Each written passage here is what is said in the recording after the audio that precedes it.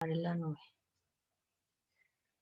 Listo, entonces la charla de hoy es sobre lesiones del nervio cubital y principalmente sobre transferencias tendinosas. Este es un recorderis rápido de lo que hemos revisado estas semanas. Pues como anatomía, el nervio cubital es la rama terminal del cordón medial del plejo braquial. Ese cordón tiene fibras nerviosas que van desde las raíces desde 7 hasta T1. Él va a mediar la arteria braquial en la parte superior del brazo y sale el compartimento posterior del brazo a través del tabique intermuscular medial hacia la región anterior. Él continúa anterior a la cabeza medial del tríceps para ingresar al túnel cubital, donde pasa posterior al epicóndilo medial. Después sale el túnel cubital y emite 2 ramas o 3 ramas, dependiendo, musculares para hacia el flexor carpi ulnaris. Después de esto sigue por la parte palmar y medial del antebrazo, donde continúa profundo a la aponeurosis del pronador, pasa por delante del flexor digitorum profundus, da ramas motoras a la mitad cubital de este músculo y recorre la longitud restante del antebrazo entre el flexor digitorum profundus y los músculos flexores digitales superficiales. Cuando hablamos de la mano, entonces la rama cutánea del nervio cubital surge de la cara medial aproximadamente 8 centímetros proximales al pisiforme, da unas ramas dorsales para el meñique y la cara cubital del anular y la cara cubital del carpo y de la mano. En la región palmar a nivel de la muñeca hace una bifurcación en 2 ramas principales en la cara distal del canal de Gullón. Esas son ramas, pues la rama sensitiva superficial y la rama profunda, que es la rama motora. Esa rama motora pasa profundamente entre los músculos flexor y abductor del meñique y luego continúa en forma lateral a través del espacio palmar profundo y da inervación a los intrínsecos y al aductor del pulgar, que esto es importante ahorita que revisemos las lesiones del cubital. El tronco superficial da 2 ramas señora. ¿A cuáles intrínsecos? Da a los interóseos, a todos los interóseos y a los lumbricales el tercer y el cuarto. Ok, ¿y a quién más? Y al aductor del pulgar. ¿Y a quién más? Y a... ¿cuál otro? Intrínsecos, al aductor. No sé a cuál más, doctora. Eminencia hipotenar, ahí que tenemos. A los músculos para el meñique, el abductor. ¿Y qué más? Y, ¿Qué más hay en la eminencia hipotenar? hipotenar, el abductor del meñique. Tenemos... hoy no me acuerdo. El palmar, bueno, cuando hay palmaris brevis, el abductor digiti minimi, el flexor digiti minimi y el oponente digiti minimi. Eso. Muy bien. Entonces, ¿cuáles de los intrínsecos no inerva el nervio cubital? De los intrínsecos no inerva el primero y segundo lumbrical. Sí. No inerva... ¿cuál es otro?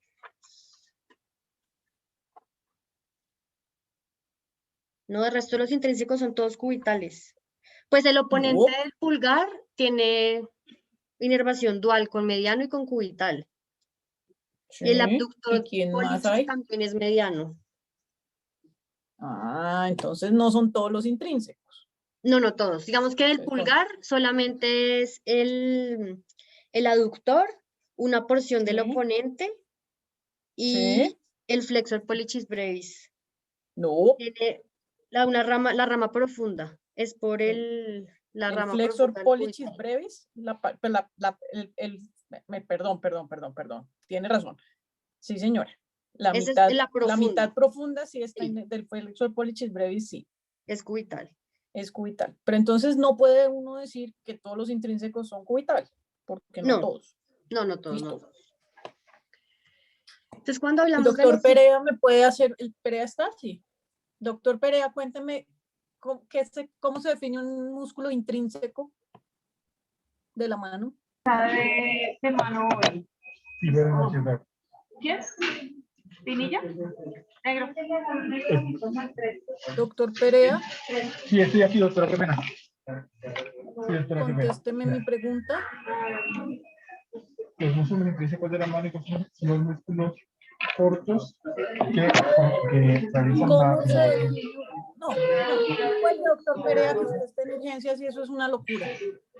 Entonces le tocó a Rizo, que es un músculo intrínseco de la mano. Doctor Rizo, despierte. Sí, doctora, aquí estoy. Qué pena. ¿Qué es un músculo intrínseco de la mano? Pues son esos músculos que tienen su origen y su inserción pues dentro de la mano, que corresponden a los de la musculatura tenar e hipotenar, doctora. ¿Y qué más? Más los interóseos y los lumbricales. Muy bien. Sigue, Tata.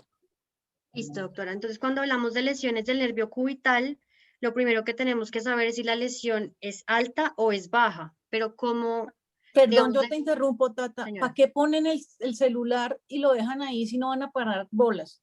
Dígale al señor Perea, al doctor Perea, que se desconecte, porque si está en urgencias atendiendo pacientes, ¿para qué pone el celular? Qué pendejada. Para que uno crea que están ahí, que están aprendiendo. Listo, Doctora, doctora. Digo. no, doctora, ya estoy.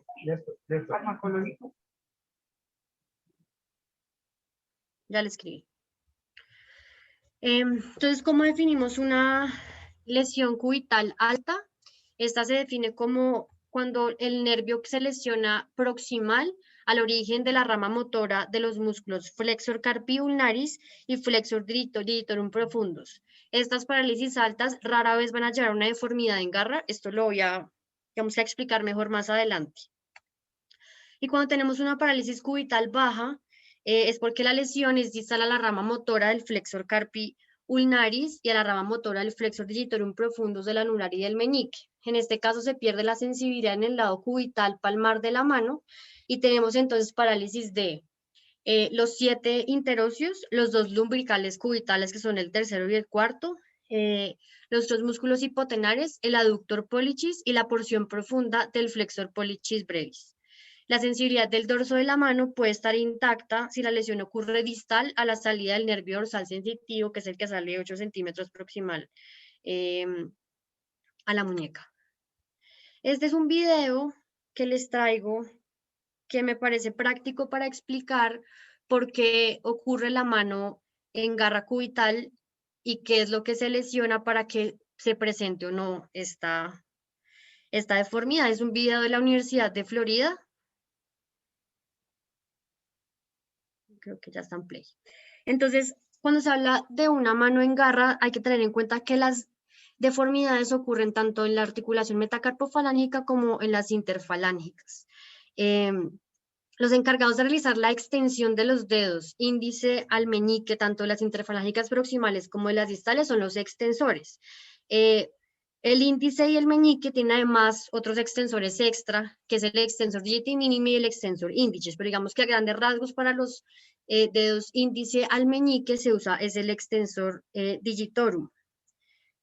Sí, es el único que trabaja en las interfalángicas y es el único que realiza la extensión y en general es un músculo que es muy poderoso para extender las metacarpofalángicas, sobre todo, no tanto para extender las interfalángicas. Y eso es porque cuenta con una fuerza opositora mecánica que es muy poderosa, que son los flexores, el flexor digitorum superficialis y el flexor digitorum profundus. Entonces, ya salió. Ahí viene. El flexor digitorum superficial y el flexor digitorum profundus. Por eso es que no es tan bueno para hacer extensión de los interfalángicas. Es mucho más poderoso el efecto que generan los flexores.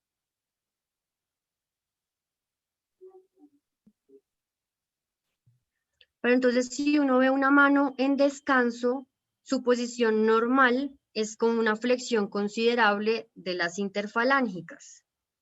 Una mano normal es capaz de extender las interfalángicas y por eso entramos a hablar entonces ahora de los músculos lumbricales y de los músculos interóseos. porque no siempre la función flexora le va a ganar a la función extensora. Tenemos entonces que los músculos lumbricales extienden o nos ayudan a extender las metacarpofalángicas y los interóseos nos van a ayudar a abducir, a aducir a nivel de la articulación metacarpofalángica. Y estos dos músculos, tanto los lumbricales como los interóseos, proveen una asistencia al extensor para completar la extensión de las interfalángicas.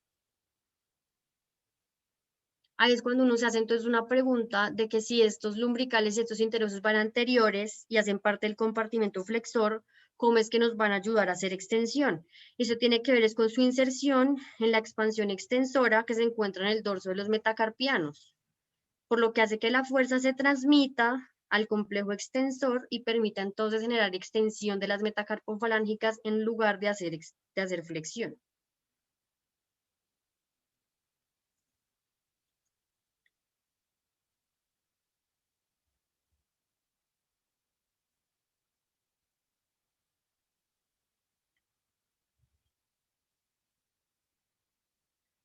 Vemos entonces también que el eje de rotación queda en la región dorsal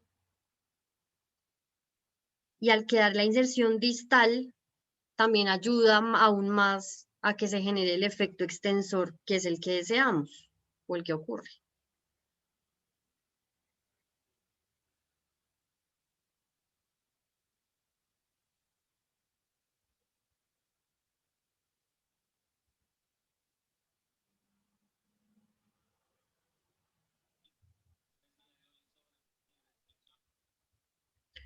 Entonces ahí viene una pequeña explicación de la inervación a grandes rasgos. Cuando hablamos del nervio mediano, él nos da la inervación para el flexor digitorum superficialis, la porción radial del flexor digitorum profundus, el primer y segundo lumbrical,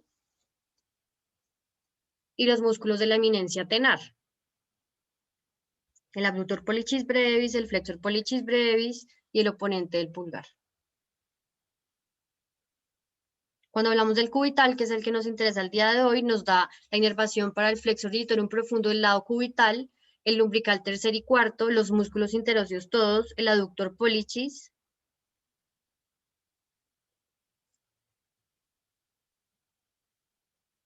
y entonces ahí es cuando venimos a hablar de cómo ocurre entonces la mano en garra cubital. Y esa resulta la lesión del nervio cubital. Lo que ocurre es que se pierde la inervación de todos los interóseos y de los lumbricales cubitales. Y al ser la pérdida de los lumbricales cubitales, digamos que la lesión se va a hacer mucho más evidente en el dedo anular y en el dedo meñique.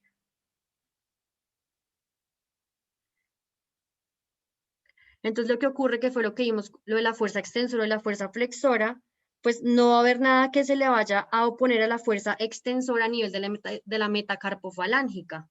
Entonces el paciente presenta una deformidad de hiperextensión de la metacarpofalángica.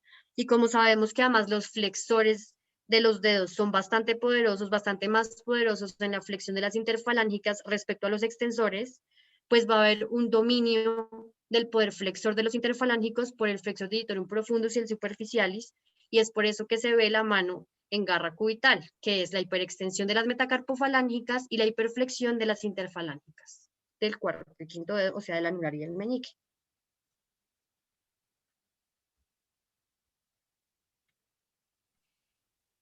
Tata, Señora. ¿vas a hablar de la paradoja del nervio cubital?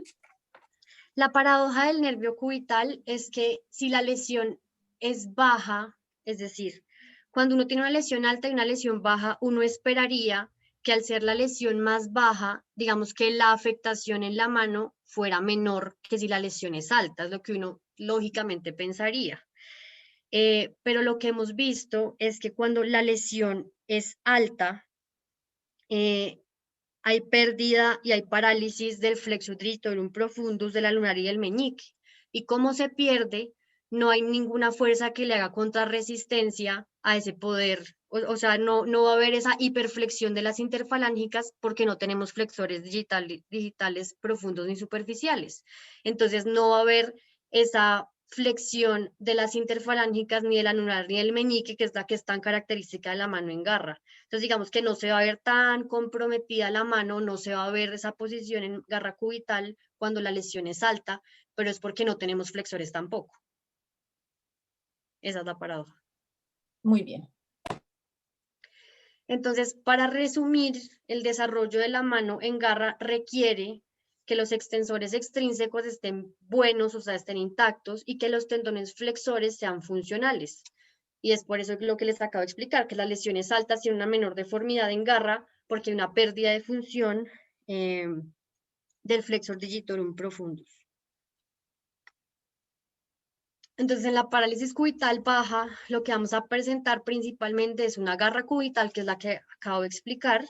El paciente además va a tener unas dificultades para el agarre, que es lo que llamamos una flexión asincrónica, que les voy a explicar más adelante. Y también va a tener una pinza debilitada hasta en un 80%. ¿Por qué va a estar debilitada la pinza? Pues porque tenemos una parálisis del aductor pollicis, del vientre profundo, del flexor pollicis brevis y del primer interóseo dorsal. Aquí les quería mostrar y explicar lo de la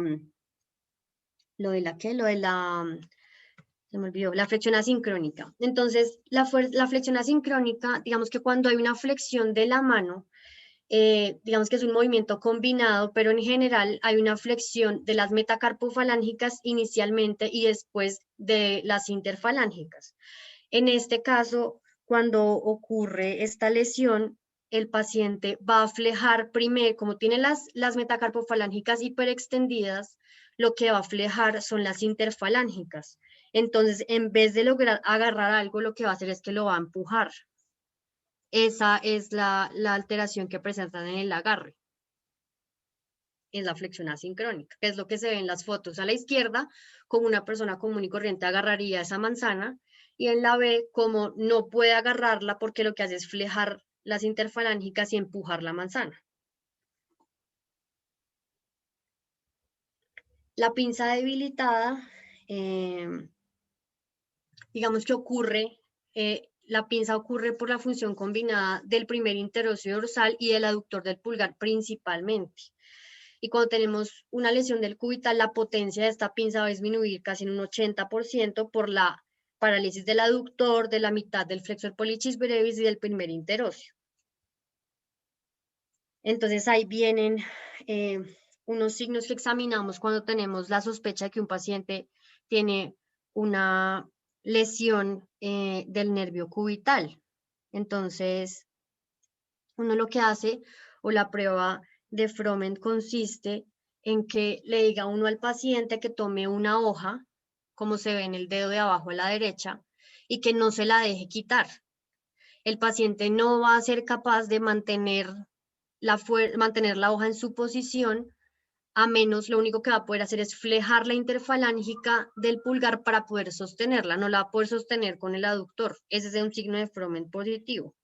Y el signo de Wartenberg es que ocurre es que al perder los interóseos, el abductor del meñique no va a tener una contrarresistencia del extensor GT minimi, y eso causa que el dedo se vea como abducido, el dedo se ve como abierto respecto a los demás. Eso es un signo de Wartenberg positivo. Eso nos debe hacer sospechar de que el paciente tiene una lesión cubital. Cuando encontramos todos estos hallazgos en un paciente, tenemos que pensar qué le podemos hacer. Y hablando puntualmente de las transferencias, tenemos que pensar a qué nos vamos o qué vamos a usar de herramienta. Hay una prueba que se llama la prueba de Bouvier, que lo que hace es que nos ayuda a definir cuando un paciente tiene una lesión garra cubital simple o una lesión compleja. Les voy a poner un pequeño video. Entonces, lo que uno busca en esta prueba es que al tener un paciente con una mano cubital y hacerle una flexión pasiva de las metacarpofalángicas, uno quiere ver si las interfalángicas extienden o no extienden. Si las interfalángicas extienden, significa que el paciente tiene una garra simple. Si las interfalángicas no extienden, significa que el paciente tiene un Bouvier negativo. esto nos va a ayudar a tomar decisiones para el procedimiento quirúrgico, porque este nos haría pensar que esa es una garra compleja, entonces va a requerir un tratamiento de transferencias diferente. Entonces, a la derecha está una foto, que es lo que se vería un Bouvier positivo, que es con una flexión de las metacarpofalángicas, extensión de las interfalángicas, y abajo a la derecha un Bouvier negativo, que es que a pesar que le hacemos una flexión pasiva de las metacarpofalángicas, va a persistir esa flexión de las interfalángicas. Entonces, los procedimientos que vamos a hacer, digamos, ya sabemos que al paciente le tenemos que mejorar la mano en garra cubital, la pinza y el agarre. Entonces, inicialmente vamos a mirar cómo vamos a solucionar. Señora. Perdóneme, es que se me desconectó por un minuto, su merced. ¿Habló de los signos de lesión del nervio cubital? Sí, señora. Hablé de Froment y hablé de Sí. Wartenberg. ¿No más? No más. Duchenne, André Thomas, Pitre Testi, ¿no? No hablé de ninguno. Ah, bueno, le quedan de tarea. Listo. Son 16, ¿no? Listo. Bueno.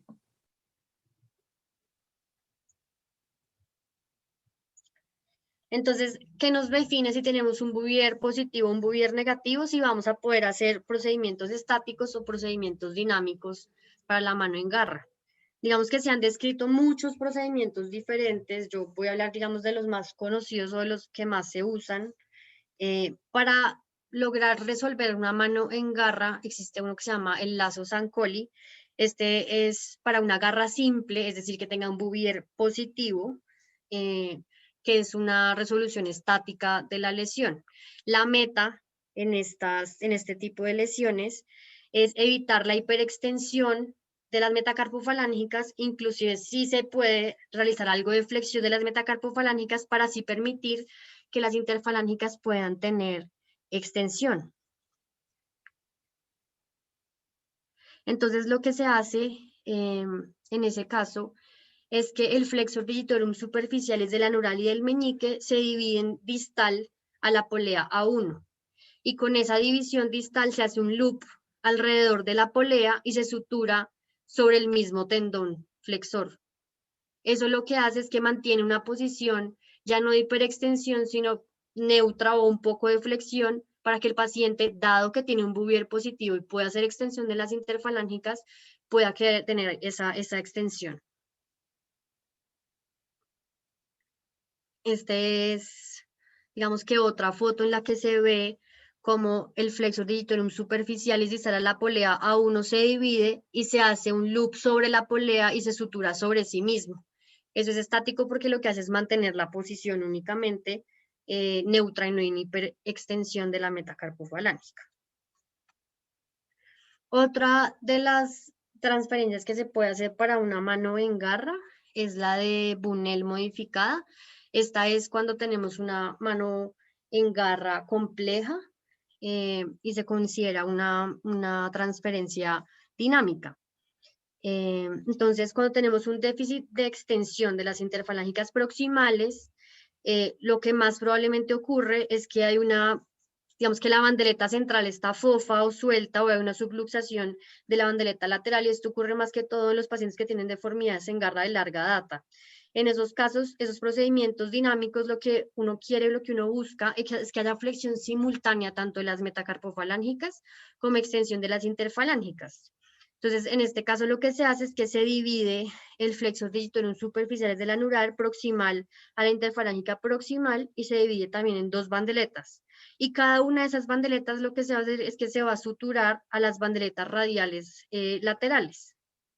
Eso es lo que nos ayuda, digamos que el reporte hecho por Bunnell es que hay una mejoría de la flexión asincrónica, que les contaba que hacen flexión primero de las interfalángicas que las metacarpofalángicas de hasta un 93%.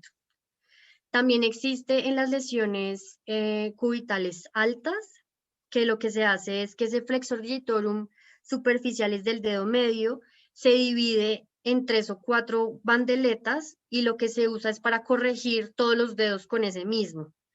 y se pegan a las bandeletas sagitales radiales de los 4 dedos, que es lo que se ve en la foto de la derecha. Hay otra transferencia compleja en la mano en garra, que es la transferencia de Brandt, que lo que hace es que se saca el extensor carpi radialis brevis. En general se va a requerir injerto, que por lo general es el palmaris, y lo que hace es que se redirige a través o del túnel del calpo o de forma dorsal a través de la muñeca hacia palmar, profunda al ligamento intermetacarpiano, y se asegura a los tendones distales de los lumbricales. Este tiene un problema, y es que no tiene una activación, digamos que intuitiva, en el paciente.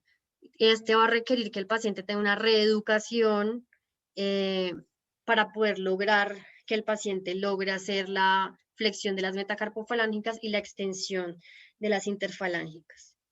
Pero está escrito. Si queremos entonces resolverle al paciente el problema de la pinza debilitada, pues nuestra meta va a ser hacer algo para que el paciente pueda aducir el pulgar. Existe la transferencia de Smith. En la transferencia de Smith, el flexor digitorum superficialis del anular y del meñique se divide en distal a la polea. No, en este lo que hace es que el extensor carpi radialis brevis lo usan para poder, y se pasa profundo al segundo metacarpiano y se pega, o se hace una sutura al aductor del pulgar. Este siempre va a requerir uso de palmaris longus para poder completar la transferencia.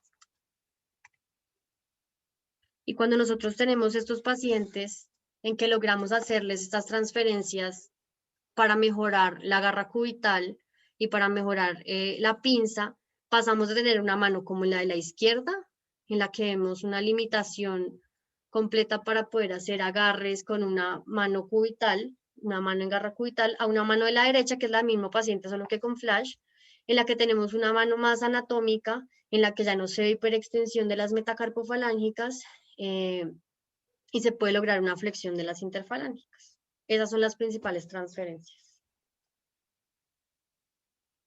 Y eso era lo que les traía, doctores.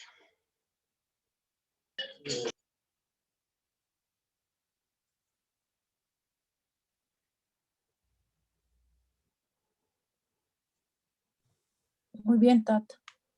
No sé si hay alguna pregunta. Gracias. Sí.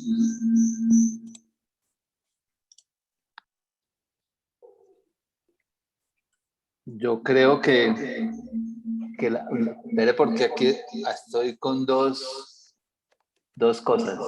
Eso. Listo. No, excelente la presentación. Creo que era más importante la parte de los 16 datos clínicos del examen, y creo que eso queda pendiente. Es muy importante tener el estudio clínico de cómo es la parálisis y qué es lo que tiene. Y las transferencias hay que planearlas muy bien y hay que hacer como un resumen. Esto es lo que voy a utilizar. Porque si ustedes se ponen a ver, si yo hago una transferencia de Brandt y una de Smith al tiempo, hago una catástrofe, ¿cierto? Porque utilizo los dos extensores de la muñeca. Generalmente hay que tener en cuenta, me dio la impresión de que para Tatiana le parecía más complicado la extensión de Brandt, la transferencia de Brandt, que las otras. Pero la transferencia de Brandt es la más lógica. ¿Por qué es la más lógica? Porque cuando uno hace extensión de la muñeca, hace generalmente flexión de las metacarpofalángicas. Y cuando hace flexión de las metacarpofalángicas, entonces trabajan coordinadamente. Son músculos que trabajan más o menos al mismo tiempo. Entonces es muy fácil de reeducar. O sea, la transferencia de Brandt es muchísimo más reeducable. Los intrínsecos son opuestos a la función de los flexores de los dedos. Entonces, porque ellos extienden las interfalángicas y los flexores doblan las interfalángicas. Entonces, si yo cojo los flexores superficiales, no estoy trabajando, es más difícil de reeducar. La cirugía de Sankoly se utiliza para cuando, de acuerdo como decías tú muy bien ahí, el Bouvier, si uno puede extenderlo, y eso se ve desde el comienzo cuando se coloca la férula para la parálisis cubital, para la garra, que es una férula que tiene una barra metacarpiana y entonces deja las metacarpofalágicas en flexión. Entonces ahí se da cuenta si el paciente puede extender o no puede extender. Y si no puede extender, si puede extender, entonces es un paciente candidato para un lazo, y si no, la mejor transferencia es la de brazo. Lo que debe tener uno en cuenta es que tenga palmaris longus, porque los donantes, eso se necesita un tendón larguito y los donantes son importantes. No es tan fácil conseguir los otros donantes. Se puede coger extensores, mirar a ver si hay plantaris delgado, alguna cosa de esas, pero lo ideal es con el palmaris. Y para la aducción, generalmente entonces utiliza uno el flexor superficial y lo pasa ahí como lo mostraste, y ese da una función bastante buena de aducción. Creo que es una muy buena presentación, no es un tema fácil, y cualquier paciente con una parálisis cubital, especialmente baja para transferencias, hay que estudiarlo muy detalladamente de todo lo que tiene para escogerle el mejor plan. Pero creo que es una revisión excelente, Tatiana, muchísimas gracias. Gracias, doctor. Buenas noches, Carolina Molano. Sí, Caro. Hola. Pues quería también participar, ya lo dijo el doctor Pinilla, esa barra cubital o esa barra, esa ortesis que impide esa garra cubital, es muy importante utilizarla y es lo que le va a dar funcionalidad al paciente antes de que llegue a una transferencia. El paciente, como mostraban en el video, el agarre no lo puede hacer, pero apenas se pone la barra y pone las metacarpianas en flexión, tiene toda la funcionalidad. Entonces es muy importante remitirlo a esa ortesis. Vale, gracias. Al lugar, como dirían, eso es muy importante. Desde el comienzo hay que, y sobre todo para evitar también retracciones de ligamentos colaterales y de todo, la parte de ortesis por terapia física es supremamente importante. Gracias, doctor.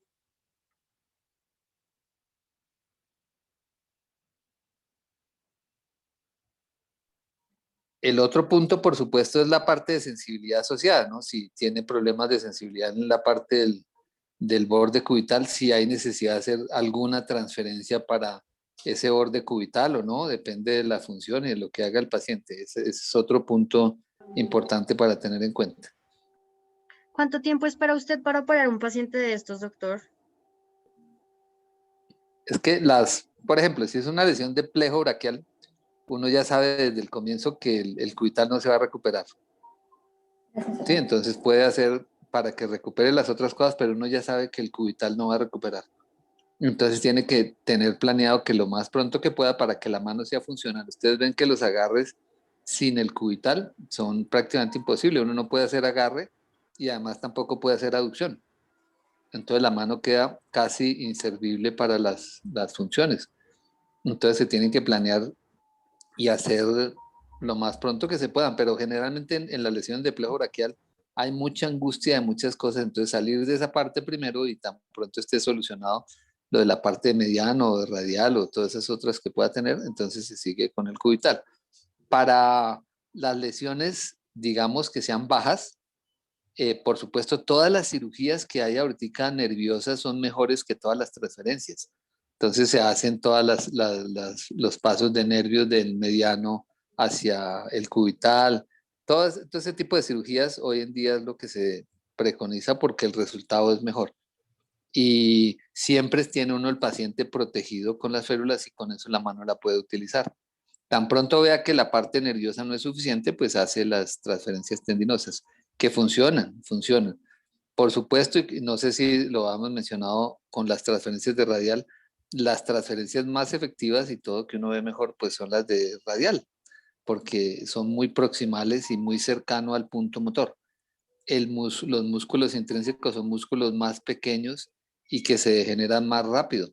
Entonces, no se puede dejar 2 años una mano cubital y esperar uno que la parte nerviosa se vaya a recuperar. Si ya lleva más de 1 año, año y medio, pues posiblemente le va a ir mejor con transferencias tendinosas que con transferencias nerviosas. Entonces, todo depende del tiempo de la lesión. Preferible siempre la reparación del nervio, los injertos nerviosos y luego las transferencias nerviosas. Y de último lugar, pues las transferencias tendinosas que mencionaste. Gracias, doctor.